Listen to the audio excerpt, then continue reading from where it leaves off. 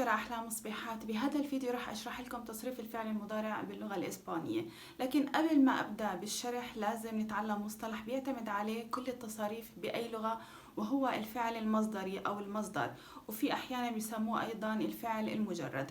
طلاب اللغات الأجنبية مجرد ما تقول له المصدر أو الفعل المجرد أو تقول له infinitive بالإنجليزي بيعرف على طول عن إيش عم نتكلم، لكن طلاب تخصصات أخرى لازم نوضح لهم شو يعني كلمة مصدر يلي رح نبني عليها كل اشتقاقاتنا لأي فعل ولأي زمن.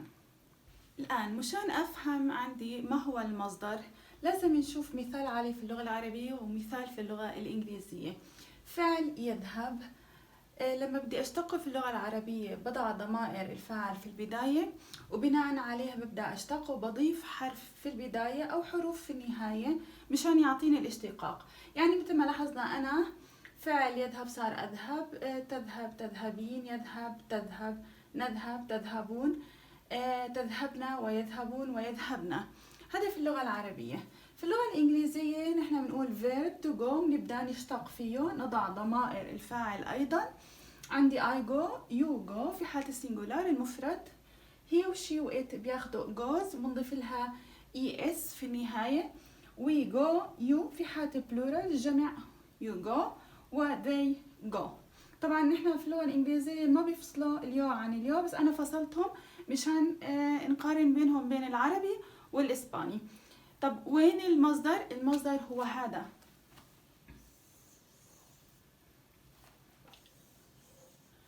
اللي هو الفعل الأساسي اللي أنا بناء عليه بشتق باقي الأفعال.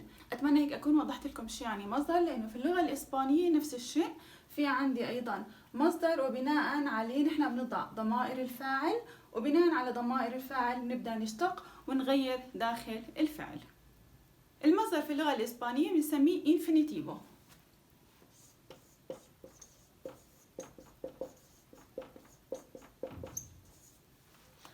وجميع الأفعال في اللغة الإسبانية سواء كانت قياسية regulares أو غير قياسية irregulares كلياتها بتنتهي فقط بثلاث نهايات ما في غيرهم، إما ب AR أو ب AR أو ب ER. لاحظوا أن أنا حطيت لكم مجموعة من الأفعال هي خليط من أفعال قياسية وغير القياسية، يا بتنتهي ب AR أو AR أو ER، وهي أفعال شائعة باللغة الإسبانية. لكن إذا بتسألوني إنه هل في طريقة معينة مشان أعرف إنه الفعل بحالة الإنفينيتيفو ممكن ينتهي ب AR ولا ب AR ولا ب ER، ما في طريقة. هي هذه بتيجي عنا مع الألفة ومع التداول ومع كثرة استعمال الفعل.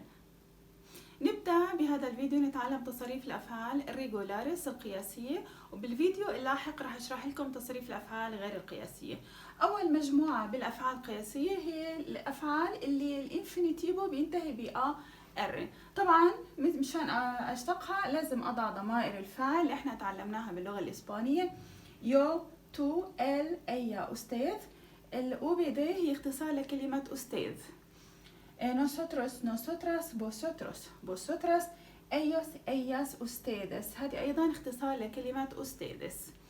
كيف عملية تصريفها؟ العملية سهلة جدا، لأنه بس التغيير اللي بصير عندي هو التغيير على نهاية الفعل، اللي هي النهاية اللي أنا أشرت لها في البداية. الآر بشيلها وبنزل الجذر اللي ضل عندي.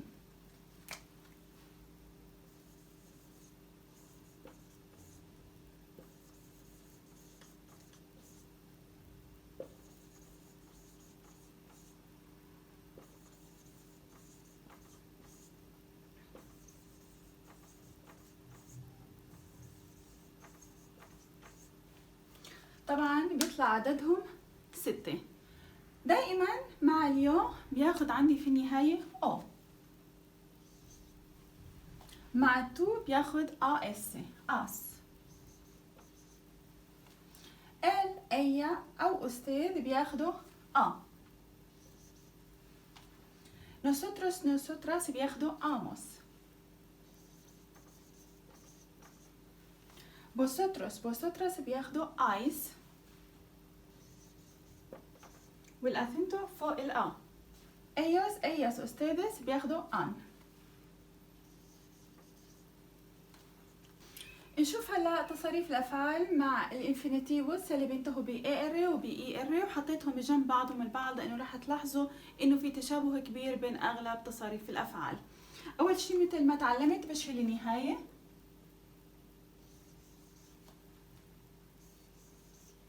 وبنزل الجذر اللي ضل عندي،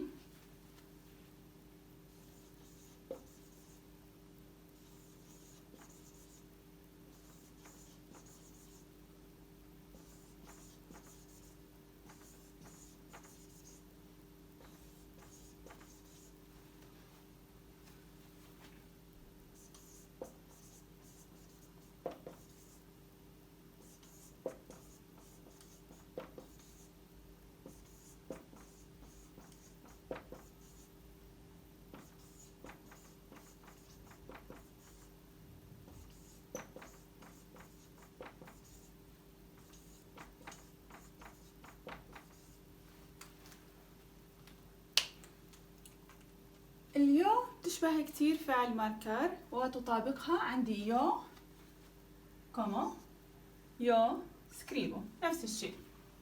تو تاخد اس كوميس سكريبس. ال اي يا استاذ come scrive. Nosotros, nosotras comemos وسكريبيموس.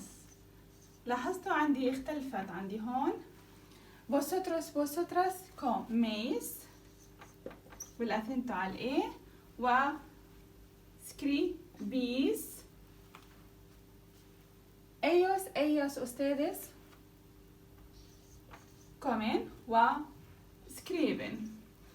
إذا هي نفس الشيء مع كل الحالات ما عدا مع نوستروس ومع بوستروس، اختلفت عندي النهايات. هلا أي فعل عندي ريجولار قياسي بينتهي ب AR بيكون تصريفه مثل ماركر، وإذا كان ينتهي ب AR بيكون تصريفه زي كومير، وإذا كان ينتهي ب ER بيكون تصريفه زي سكريبير. الشغلة اللي ضلت بدي أحكيها، لأنه النهايات عندي مختلفة مع كل فاعل من الفواعل في اللغة الإسبانية، لو شلت الفعل، وهو شائع جدا في اللغة الإسبانية، لو شلت الفعل وخليت بس الفعل بتصريفه على طول، مجرد ما أشوف النهاية بعرف إنه الأو بتدلني على اليو، وكوميس الAS بتدلني على التو، وإيموس بتدلني على نوستروس، وإن بتدلني على إيوس أو على إياس أو على أستيدس. مشان هيك الإسبان لما بيجوا بصرفوا الأفعال ما بيستعملوا كتير معها ضمائر الفعل، مثل ما نحكي نحن باللغة العربية أنا أذهب وأذهب، في الحالتين مفهومات سواء وضعت ضمير الفاعل أو ما وضعته. شكرا لكم، وبالفيديو القادم رح أصرف معاكم الأفعال غير القياسية في الفعل المضارع.